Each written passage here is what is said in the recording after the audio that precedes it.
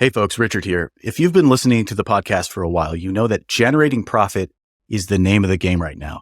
But doing that reliably is hard, and knowing how to actually grow profitably is even harder. That's where CTC's Profit System comes in. It's our growth strategy service specifically designed for e-commerce brands generating between $10 and $100 million in revenue this year. Hey folks, welcome to the E-commerce Playbook Podcast. I'm your host, Richard Gaffin, Director of Digital Product Strategy here at CTC. And I'm joined today by Prescient AI Commerce Cup champion, Taylor Holiday. Sunday swagger, it's all done up in his fit. So tell us a little bit about what happened there. Yeah, shout out to Team Mickelson out at the Prescient AI Commerce Cup, the inaugural, hosted by Michael True and Nick Shackelford out there. It was a great time to be had out in the desert. Shout out to all the guys on Team Mickelson. We brought home the inaugural cup. It was quite a throttling. It wasn't close. That's the only drawback. People love a good competition. This wasn't that. This was really an annihilation. But a great time had in the desert by a bunch of e-commerce folks trying to play some golf. And yeah, really enjoyed it. So I decided, and I'm going out to the desert to play golf today in Palm Springs. Hope to see many of you at the E-Tail West event that CTC will be hosting today. So I figured it's good luck, right? Throw it back on and see what we can do. It's the equivalent of Tiger wearing the red shirt, basically, right? Exactly. That's right. Yeah. What'd you shoot, out of curiosity? One better than my opponent each time. It was a stifling match play incentive. Shout out to George. You know who you are. I won't mention you first and last name because of the mental crippling that you experienced at the hands of that shot on 9. You know which one I'm talking about, from underneath the tree, the 6-iron, the low one. I know you're still thinking about it. Yeah, there you go. Hey, well, as my old golf coach always used to say, the game always wins. So it's important not, to get too arrogant about it. It's true. It'll come back around. Yeah, exactly. All right, folks. Well, so today we're having a little conversation. So maybe I'll set it up in context by saying last week we had a great live Q&A session with our admission members, where one of the things that came up was the T-shaped marketer. And so part of this is a reference to an essay by Brian Balfour around the idea of, and I'll just kind of explain the concept overall, which is the idea that you need to have wide-ranging experience in whatever field you're into. But obviously for us in this particular case, it's marketing.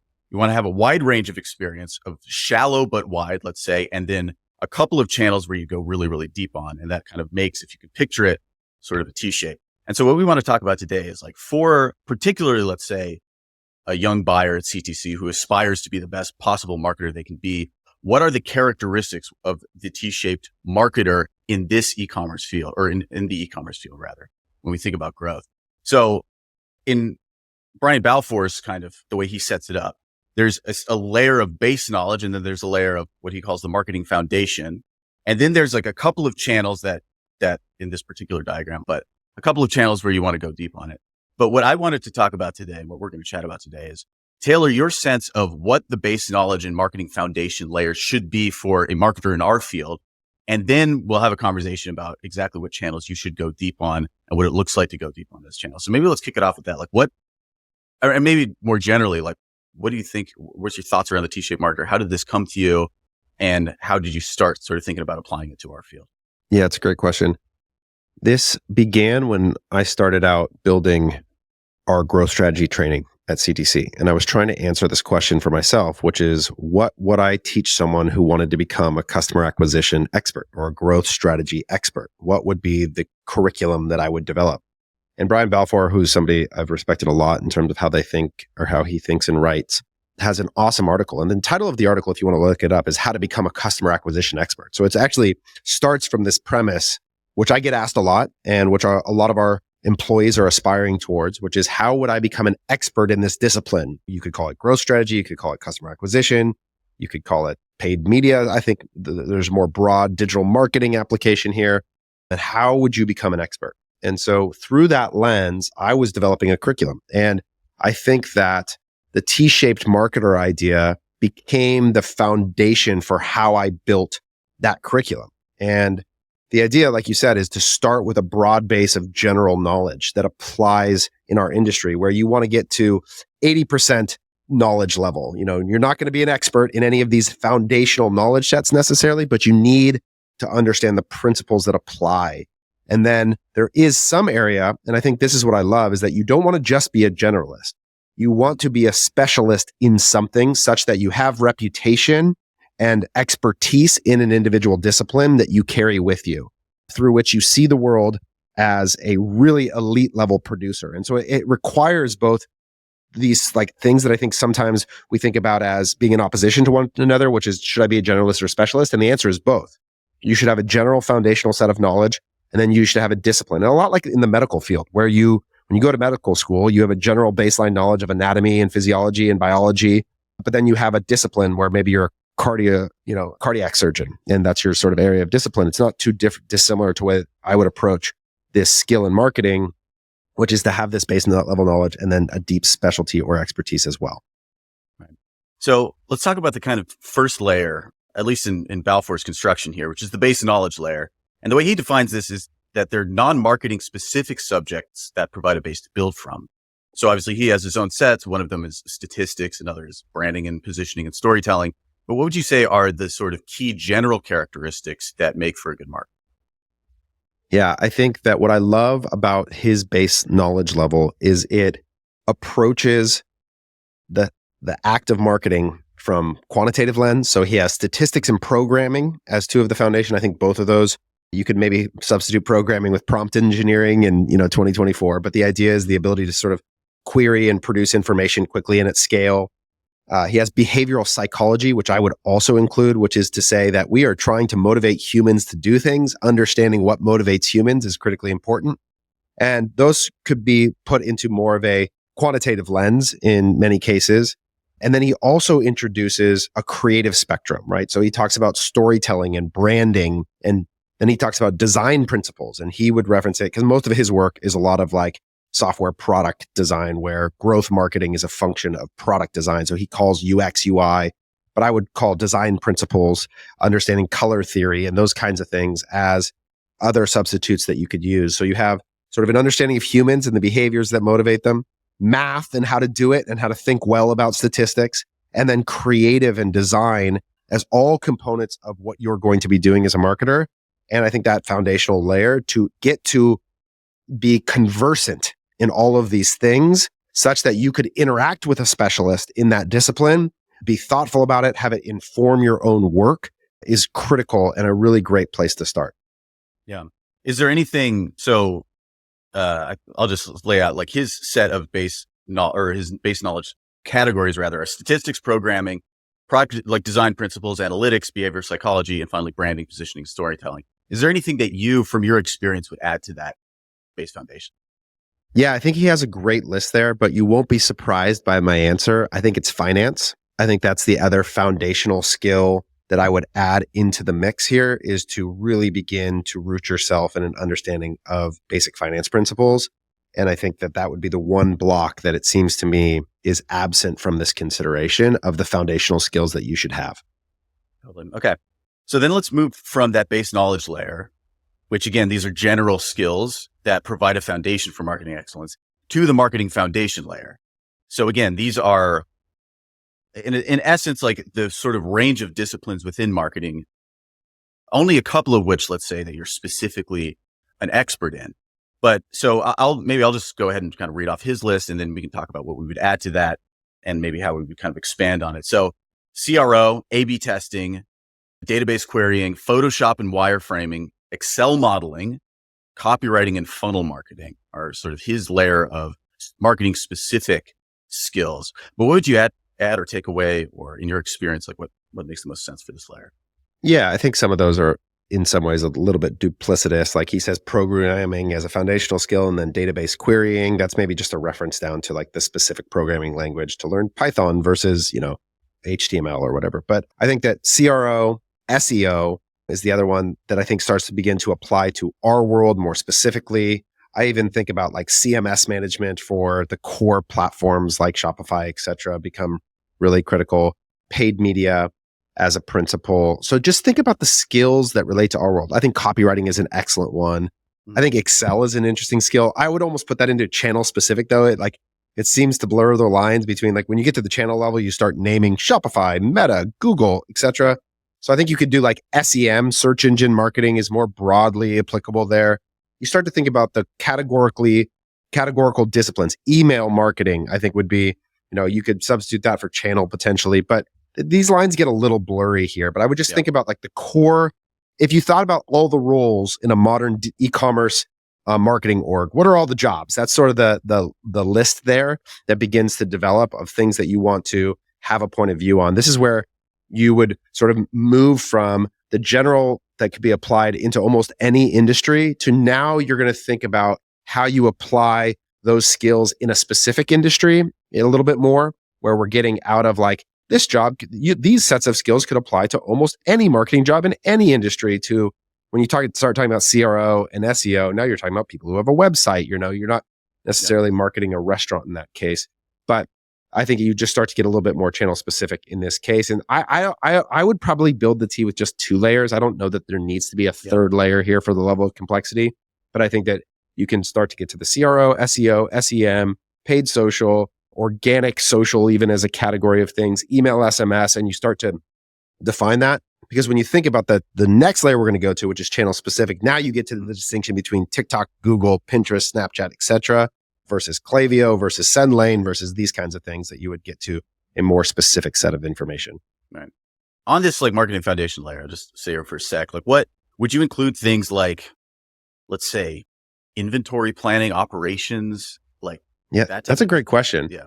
I think if you were talking about e-commerce, that being fluent in that language and understanding the systems of it would be really, really useful. So it's a good call out to say like, what are the other components in the same way that finance exists? How do I understand basic operations principles? What is cash conversion cycle? How does it relate to demand planning? What does the buying process entail? What are the risk factors? What do people in that organization care about? Yeah, those are all the kinds of things that could become really useful to help you understand how to be impactful. Yeah.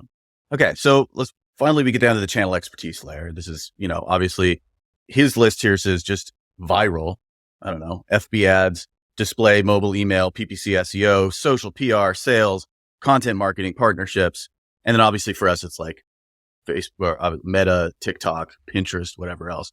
So is there like, how do you think about this particular layer? Is there anything? I think this is where one of the underappreciated things in our industry is that you should have a career, almost a first career that's a discipline in one of these things in a very narrow way. And so this is one of the interesting things about the T-shape. And the way I want everyone to think about this is that this is a lifelong journey to create this. It doesn't happen in sequence. It's not like you build the foundation, then you build the next layer, then you build the next layer. It's that, imagine it as sort of like a color by number, and you should be always trying to fill in squares. Mm-hmm. But one of the things, and I think that in our world, a lot of this, we're talking to media buyers who are like, okay, your primary thing where you're going to be the top 1% in the world. Like that's the ambition with the T, is that you are as good as anybody in the world at this individual skill, should be something very specific that you become known for within the organization. And that's, a lot of people are resistant to that idea to start. They're afraid to get pigeonholed in some way. And I'd say, no. It's way easier to be an expert who expands than to be a generalist who people think of when they specifically need a problem. And so this is like, I'm talking 5 to 7 years of your career focused in an individual area and discipline in a way that gives you like that top 1% knowledge set in the world. Right. And I think that there's also an element here of like, it's easier to sell your skill set when it is specific in this way as well. This is kind of what you're saying. But I think that there's a sense in which channel specific platform knowledge feels like almost wizardry to people who don't understand it. Whereas if you say like, oh, I'm a great copywriter, they're like, well, okay, I can write too. But there's a way in which it's like, this feels like a little less esoteric, you know what I mean? Or I'm a great graphic designer. It's like, well, okay, sure. But that's right. And but like, if you were to say like, I'm great at Photoshop, that would be a different thing altogether. Totally. Technical skills tend to over index in value here. Like I'll give you an example. If I were to start my career over, looking back at work organizations, the primary thing I would develop is skill in Excel. If you are a master in Excel, and you can do this with like, I think with like 500 hours of focused effort, you could become like top 1% in the world at this.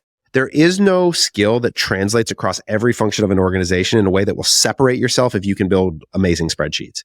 And so I just think about, he has Excel modeling in here, and I've experienced this inside of CTC. We have somebody who's like, they feel like a wizard to me. You use that word.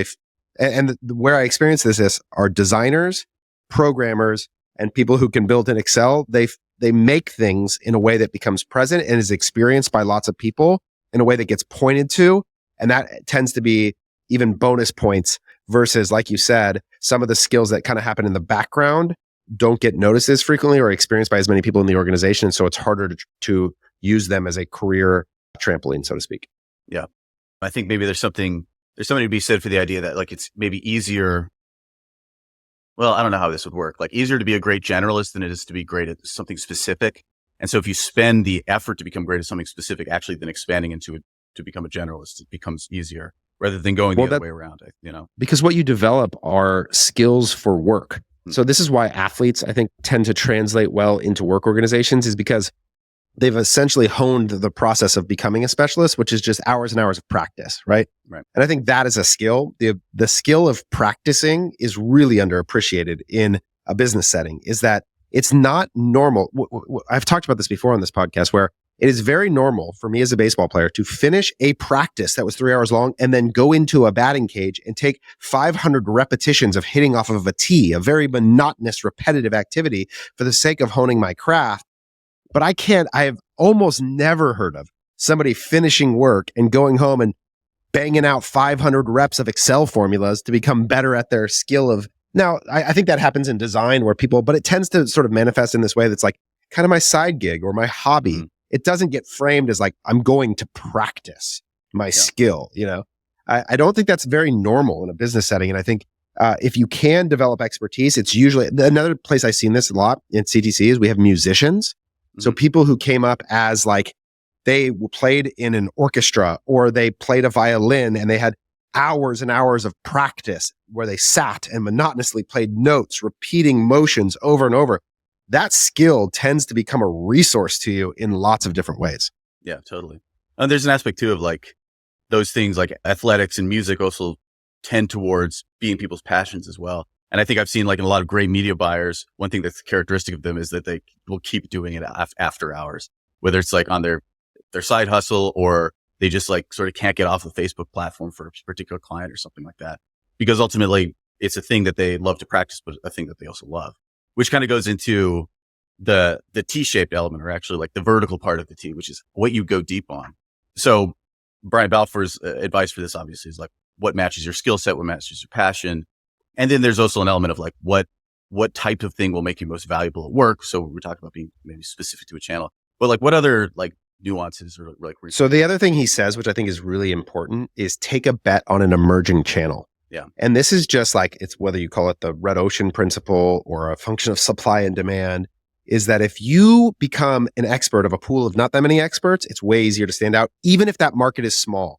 I recorded this video that was an ad for this company Wix that was like, hey, if I was starting a new agency today, I wouldn't start a Shopify meta agency. There's no way. Like there's 10 trillion of those. I would start, probably right now, what I would start is like a TikTok shops agency, where I would take a very narrow emerging thing that could be big. But even if I get to like, it's big enough that I could build a meaningful business off of it. And so the key is look around your organization and see where there's energy bubbling towards a new thing and go become the person that knows more about that thing than everybody else, when partially because there's nobody else that knows anything.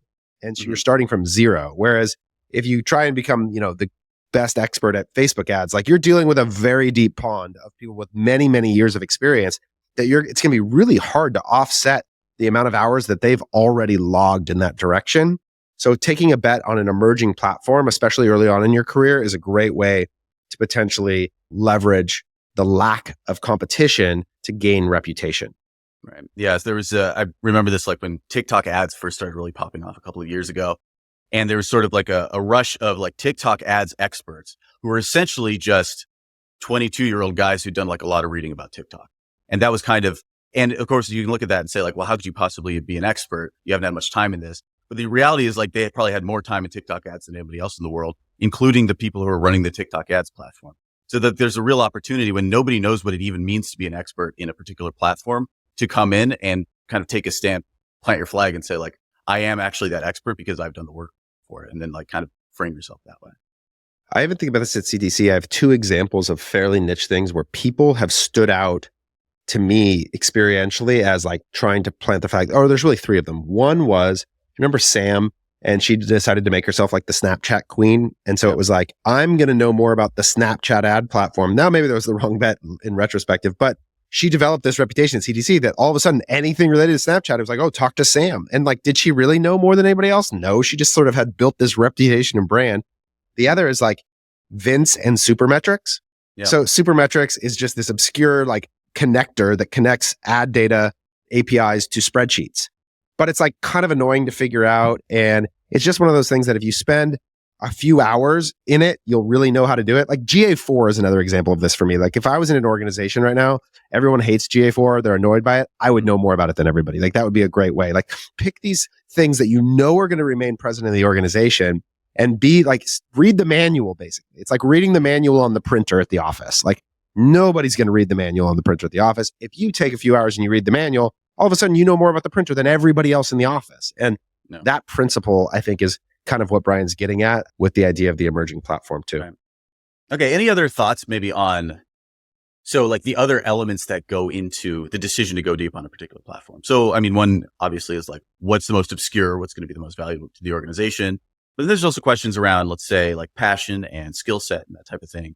How do you think about, and this is maybe more like a general life question, how do we take about assessing those things and then applying them to making that choice to say, like, I'm going to be this guy who does it? My experience is that people's passions are more a reflection of where they receive praise than it is some sort of intrinsic DNA attribute. Like I've watched this in my kids. They will start to self-identify as a thing that gets them positive feedback. Right. And so what I would say is be cautious with assuming that your present feeling about a subject is actually reflective of your quote unquote passion, and try and see what it feels like to be the expert for a few minutes. And then all of a sudden you might become pretty passionate about it. That's what I've watched play out, I feel like. Yeah, totally. Well, I think like we've definitely, it's such a millennial cliche to say, follow your passion. And I think it's been really poorly defined for a while. I think like one thing that everybody's sort of discovering is that, like passion is built essentially. Passion is grown into rather than it's like, well, I was born loving this one thing. So that's the thing that I'm going to do. Because when you're, a teenager or whatever, there's like 5 things that you're passionate about.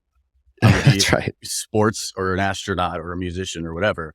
And as you grow into things, like one thing that I've discovered about myself is that updating spreadsheets feels pretty good. It's not necessarily a passion of mine, but goddamn, I love to do it. And so I think like finding those, like understanding that there are places, little niches in the world where you could really fit in and that you don't even know about yet, I think is to it. Yeah, absolutely. Okay, cool. Well, I think like that sort of covers it. Like what, in terms of like, what, is there anything else you want to hit on, like a conclusion here around like, how do you take this? What's the first step you take to start applying this thinking to your own life? Like, yeah. So what I would try to do is be intentional to be always filling one of the squares. Okay. So this is like when I sit with people, what I tell them is like, all right, let's build your T.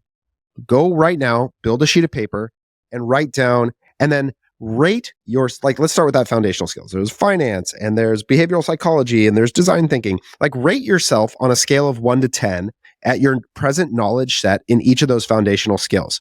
And then avoid what is immediately going to fall over you, which is the sense of inadequacy that I don't know all of this stuff, and just reframe this as a lifelong learning objective, which is to say that at any given time, I'm going to pick a bucket and I'm going to fill it.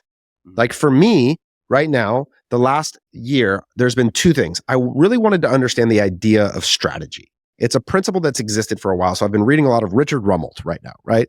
And I wanted to understand more about strategy. So it was like, okay, I'm going to fill my strategy bucket. And then I've just started reading super forecasters because we're really endeavoring on this task. And I realize, again, this is a thing that there's whole industries that exist around that I want to learn more about great forecasting and thinking and the standards at which you measure success in forecasting. So just pick some square and hold yourself to always be filling that square. And then I'd say the other thing to identify is the place that you want to go deep on, because that's where you have to really log repetition, not just learning. You have to go do the work in a novel way, where I've never been a designer. That's never been my profession. I have some general design knowledge, but I've never, because I've interacted with a ton of designers and I've done some reading there, but I've never done that job. So I think that if you can almost create a learning plan for yourself and give it a really long horizon that says, like, by the time I'm 50 years old, I'm going to have filled a lot of these buckets, and just be intentional about always engaging in one of them, I think it'll be really rewarding to sort of color it in as you go and continue to level up that skill, the sense that you're always progressing. that you are getting better and more capable and more skillful as you go.